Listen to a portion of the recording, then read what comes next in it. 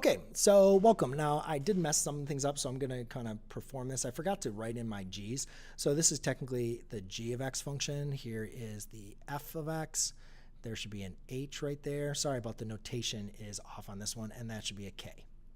All right, now the idea in this example is identify the transformations that are needed to obtain g of x, where g of x is equal to 2 times g of x plus 1 minus 1.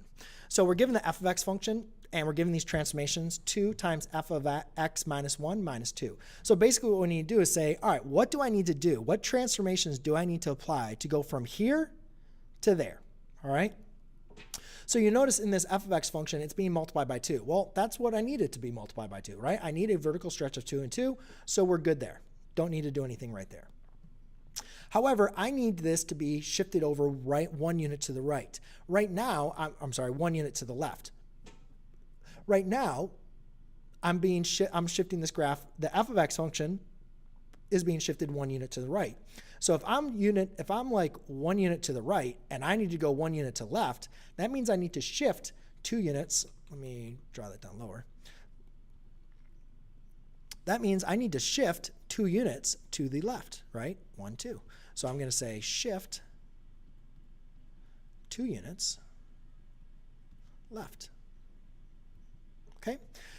Also, right now I need to be shifted down 1 unit. Well, my f of x graph is being shifted down 2 units. So if I need to go down, shifted 2 units down to 1 unit down, that means I need to shift my graph, my f of x graph, 1 unit up. I'm not going to write units, I'm just going to write up. Okay. In this next example, now we have a vertical stretch, of 8. So here's the h of x function. This is 8 times h of negative x plus 1.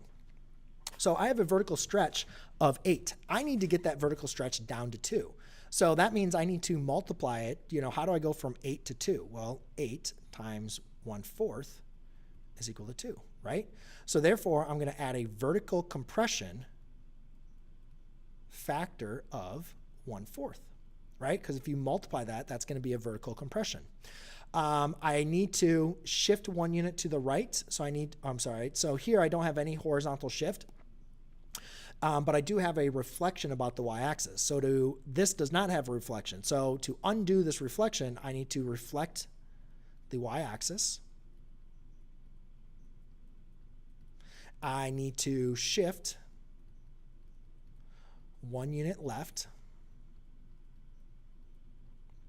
And also I need to, if this is being shifted up 1 unit and I need to go down to 1 unit, so therefore I need to shift down 2 units.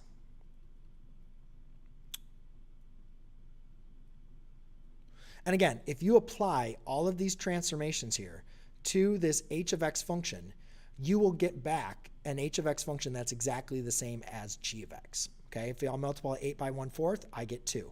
If I multiply this by a negative, I will get a positive. If I shift it 1 unit to left, that means subtract 1, add 1, I will get that. And then shift down 2, subtract 2 from 1, you'll get a negative 1. And the last example here is a negative k of 1/2 to the x. So you can see here, I need to undo this vertical or reflecting about the x-axis. So therefore, I am going to reflect the x-axis. Okay, I need to add a vertical stretch of 2 units. And now you can see here, I also have a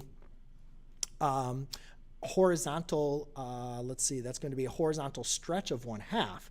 So to get my 1/2 to be a 1, I got to think, well, what do I need to multiply 1/2 by to get it to be a 1? 2, right? So therefore, a 2 is going to be a horizontal compression. So I need to add a horizontal compression of 2. And then I need to get these transformations back. So that means I'm going to shift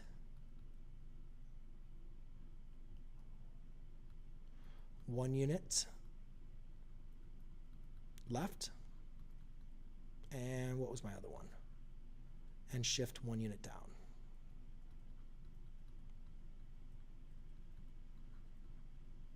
Okay, so there you go, ladies and gentlemen. Hopefully, after working through these examples, transformations is not as big of a mystery for you, and you're a little bit more comfortable as far as how the transformations affect the different graphs, as well as what are the different functions as well as transformations.